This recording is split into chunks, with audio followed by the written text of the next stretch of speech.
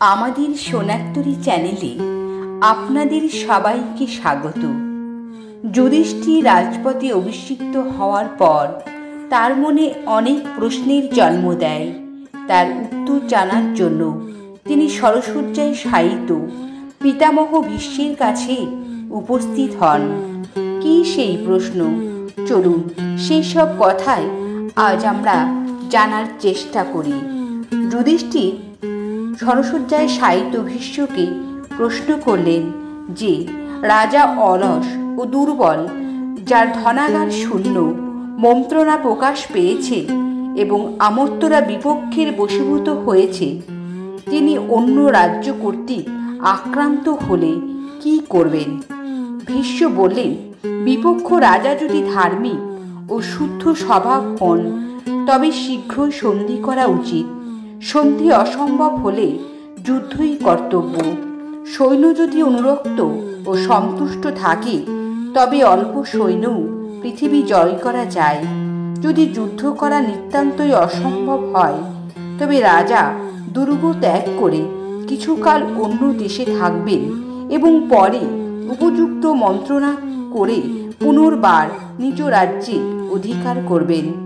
শাস্ত্রে আছে, আপদগ্রস্ত রাজা স্বরাজ্য ও পরাজ্য থেকে ধন সংগ্রহ করবেন এবং বিশেষত ধনী ও দণ্ডার্ঘ লোকের ধনই নেবেন।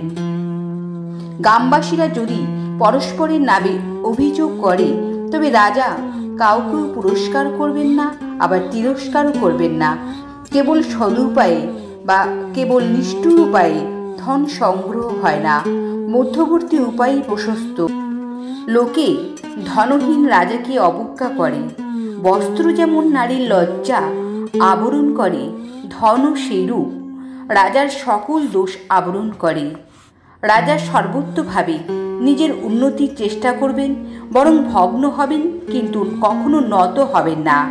দস্যুরা যদি মর্যাদাযুক্ত হয় তবে তাদের উচ্ছিন্ন না করে বশীভূত করাই উচিত।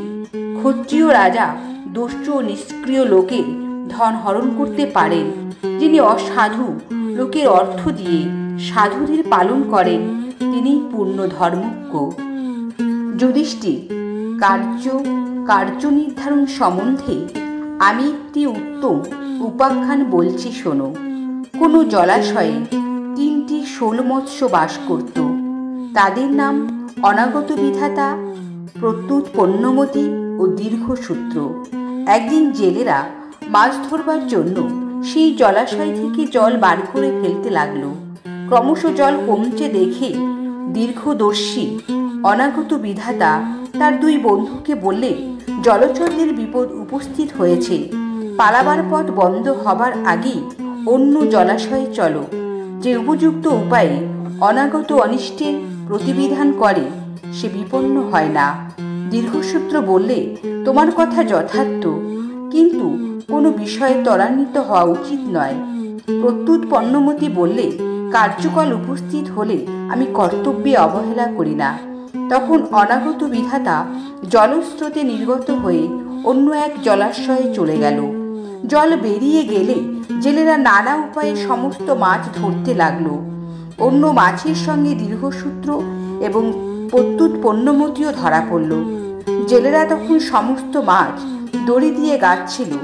তখন প্রত্যুৎ পণ্যমতি দড়ি কামড়ে রইল। জেলেরা ভাবলে তাকেও গাঁথা হয়েছে। তারপর জেলেরা দড়িতে গাঁথা সমস্ত মাছ অন্য এক বৃহৎ জলাশয়ে ডুবিয়ে ধুতে লাগলো। সেই সুযোগে প্রত্যুৎ পণ্যমতি পালিয়ে গেল। মন্দবুদ্ধি দীর্ঘসূত্র বিনষ্ট হল। যুধিষ্ঠির, যে লোক মোহের বশে আসন্ন বিপদ বুঝতে পারে না সে দীর্ঘসূত্রের ন্যায়ই বিনষ্ট হয়। যে লোক নিজেকে চতুর মনে করে পূর্বেই প্রস্তুত না হয় সে প্রত্যুৎ পণ্যমতির ন্যায় সংশয়পন্ন থাকে। অনাগত বিধাতা ও প্রত্যুৎ পণ্যমতি উভয়ই সুখী হতে পারে, কিন্তু দীর্ঘসূত্র বিনষ্ট হয়।